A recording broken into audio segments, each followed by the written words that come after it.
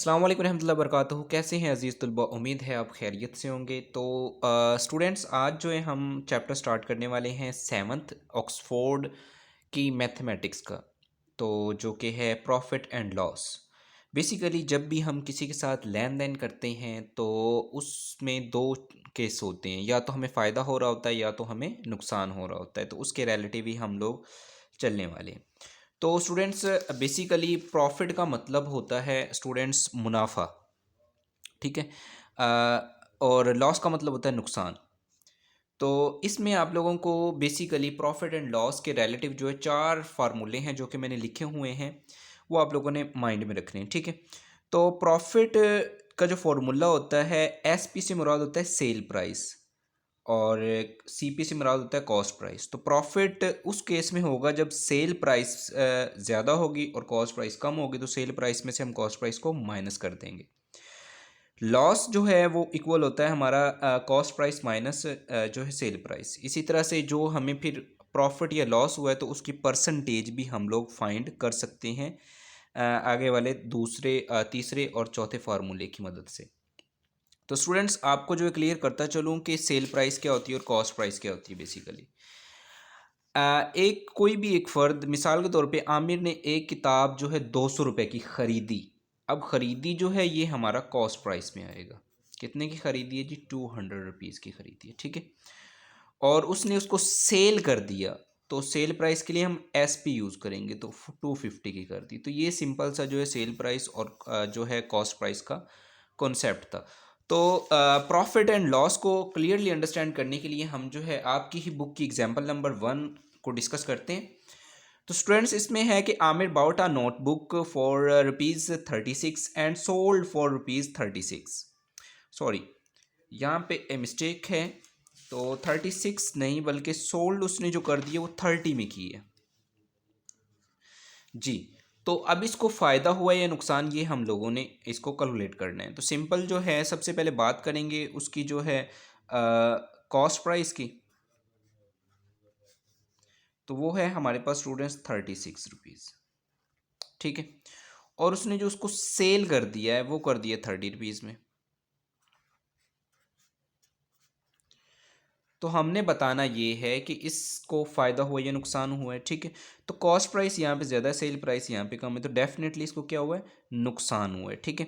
तो जब नुकसान होगा तो सिंपल जो है हमारे पास फॉर्मूला क्या लगेगा? Loss is equal to C P minus S P. तो सी पी कितना है हमारे पास? 36। एस पी कितना है? 30। तो 36 में से 30 को माइनस करेंगे, कितने बचेंगे? 6। तो उसको कितने रुपीज़ का जो है लॉस हुआ है? 6 रुपये का उसे जी नुकसान हुआ है, ठीक है स्टूडेंट्स। तो इसी को ही अगर हम जो है परसेंटेज में करना चाहें तो फिर किस तरह से करेंगे, ठीक है। तो उसके लिए स्टूडेंट्स लॉस परसेंटेज का फॉर्मूला आपके सामने ही है। लॉस परसेंटेज ये वाला, ठीक है। लॉस कितने रुपए हो रहा है जी? 6 रुपये हो रहा है। कॉस्ट प्राइस कितनी थी उसकी? 36 थी, और मल्टीप्लाई विद 100%, ठीक है। तो देन इसको जस्ट सिंप्लीफाई करेंगे तो हमारा यहाँ से लॉस की परसेंटेज का फॉर्मूला जो है कि सिंप्लीफाई करेंगे तो आ जाएगा। खैर, हमारा जो टारगेट था वो यहाँ तक था, ठीक है। एक और आगे एग्जांपल है, उसको जी डिस्कस हम कर लेते हैं। तो रमीज़ ने एक जी साइकिल ख़रीदी जी 6500 रुपये की, ठीक है। उसको उसने जो है सेल कर दिया 5000 रुपये का, 1 साल इस्तेमाल करने के बाद। तो बताएं उसको प्रॉफिट हुआ या लॉस हुआ? तो सिंपल बेटा जी, अगर बात करें तो कॉस्ट प्राइस जो है वो कितनी है जी? 6500 है, ठीक है। और उसके बाद उसकी सेल प्राइस कितनी है जी?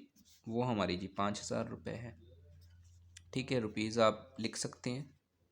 तो फाइंड क्या करना है जी? प्रॉफिट और लॉस। तो अगेन कॉस्ट प्राइस ज़्यादा है, सेल प्राइस कम है, तो क्या होगा? लॉस होगा। तो लॉस इक्वल टू हमारा होता है बेटा जी कॉस्ट प्राइस में से सेल प्राइस को माइनस। कॉस्ट प्राइस कितनी है जी? 6500 रुपीज़, 65 100, और 5000 में से इसको करेंगे सब्ट्रैक्ट, तो हमें जो है इसको नुकसान जो हुआ है रमीज़ को, कितने रुपए का हुआ है जी? 1500 रुपये का नुकसान। 15 जो है 100 उसको जी लॉस हुआ है, ठीक है। तो ये था स्टूडेंट्स जो है प्रॉफिट एंड लॉस। एक जो है एग्जांपल हम देख लेते हैं कि अगर प्रॉफिट किस सूरत में हमें हो रहा होगा, ठीक है। तो स्टूडेंट्स अगर हम बात करें तो यहाँ पे मैं देख लेता हूँ, चलो इसी एग्जांपल को जो मैंने हल्की सी चेंज कर दी थी उसको देख लेते हैं स्टूडेंट्स।